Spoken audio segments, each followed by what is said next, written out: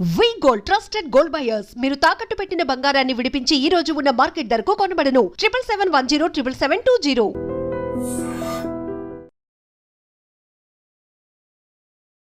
Welcome to I Dream Media. So జనరల్గా high BP, high blood pressure ఇబ్బంది పెడుతూ ఉంటుంది. అసలు బీపీ పెరగడం అంటే ఏంటి, ఎంత ఉంటే బీపీ అంటాము? ఒక్కొక్కసారి బీపీ చూసుకున్నప్పుడు చాలా ఎక్కువ రీడింగ్ అనిపిస్తుంది. దాన్ని మనం బీపీ లాగా కన్సిడర్ చేయాలా? సో మనకి బీపీ ఉందని ఎలా తెలుసుకోవాలి, ఎప్పుడు మందులు స్టార్ట్ చేయాలి, పూర్తి వివరాలు తెలుసుకుందాం. మనతో పాటు ప్రముఖ internal medicine specialist doctor Rajesh Ukkala గారు ఉన్నారు. డాక్టర్ గారు నమస్తే అండి. నమస్తే డాక్టర్ గారు, కోపం, టెన్షను, బీపీ ఈ మూడు ఒకటేనా?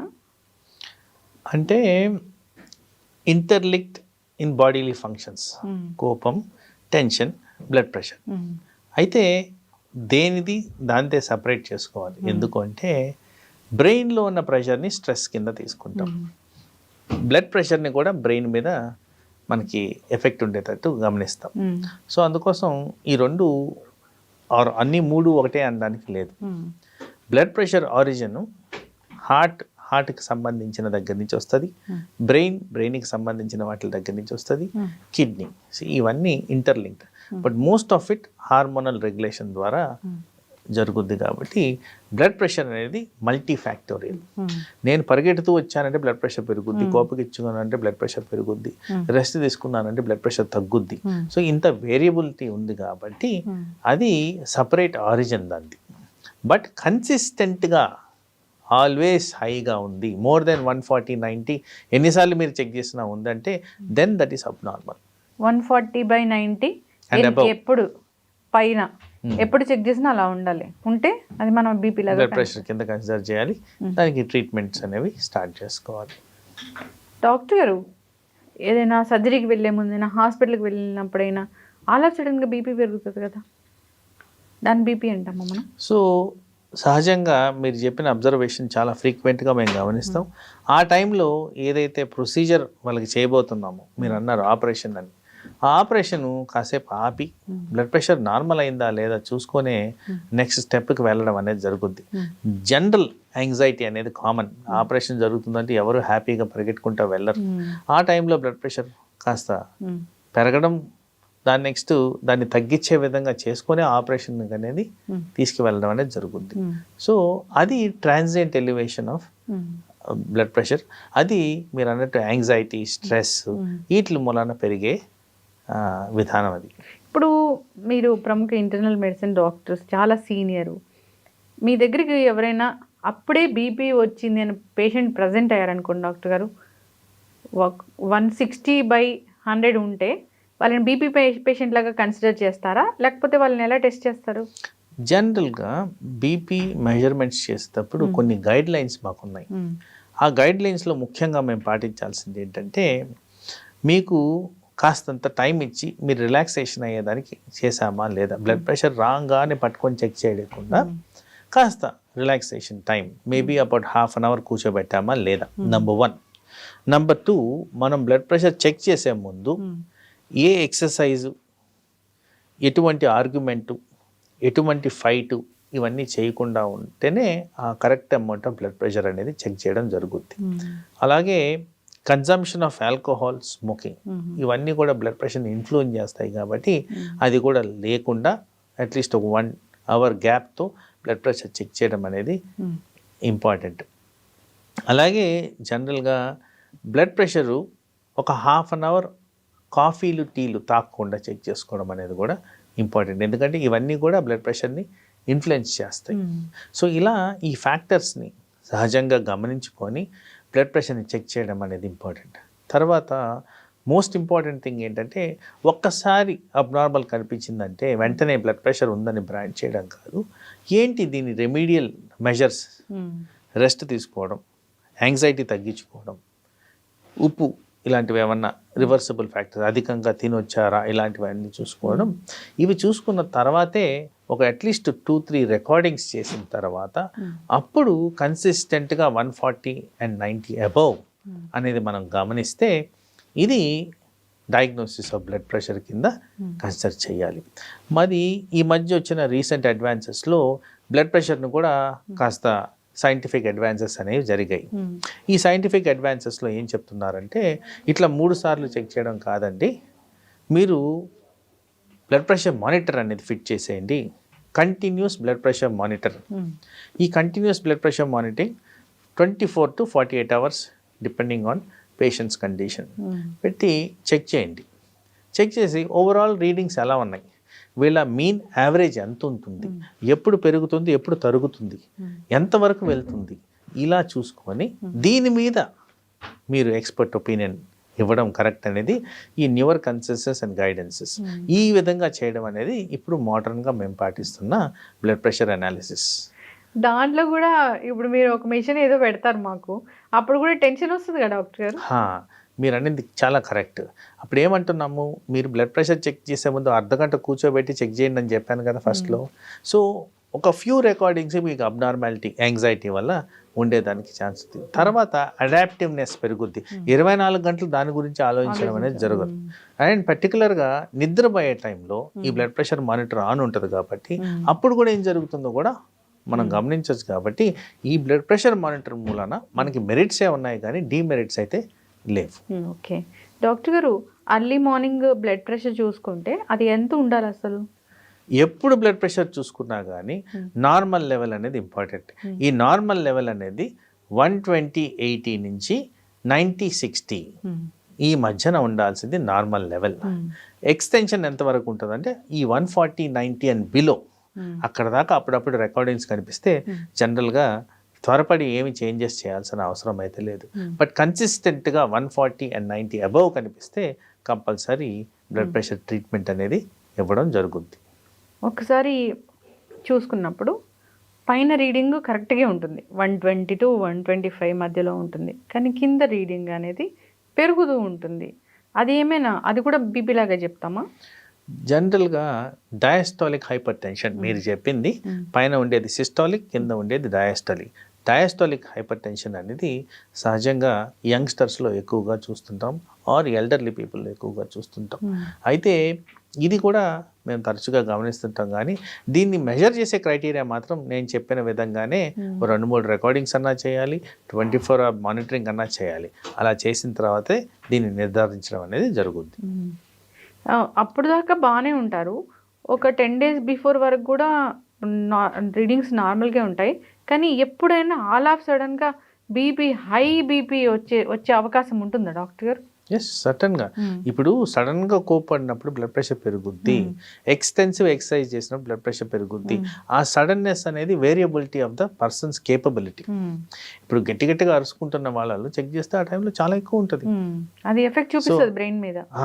అరవడం మంచిది కాదని చాలాసార్లు డిస్కషన్స్లో ఉంటుంది. కాబట్టి ఆ టైంలో ఈ ప్రెషర్స్ అనేవి పెరిగేదానికి ఛాన్సెస్ అయితే ఉన్నాయి.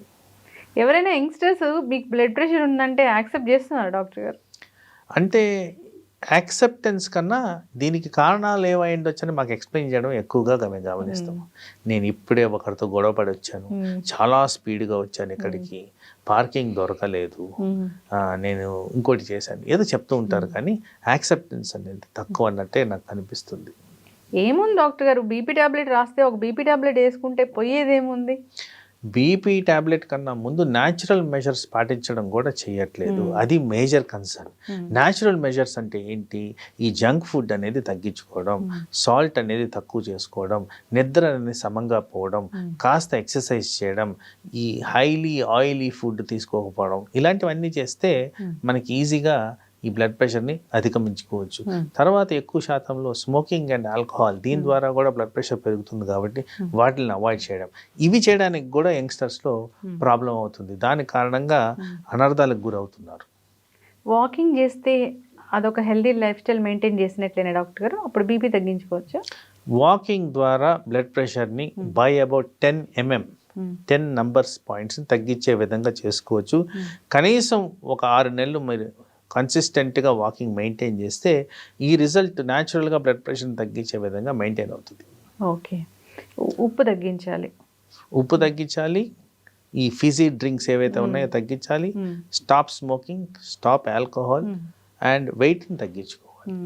ఇవి తగ్గించుకుంటే చాలా మటుకు బ్లడ్ ప్రెషర్ మీద ఇంపాక్ట్ అనేది తగ్గుద్ది. ఒబెసిటీ అనేది అన్ని రకాల అనారోగ్య సమస్యలకు అదొక కేర్ ఆఫ్ అడ్రస్.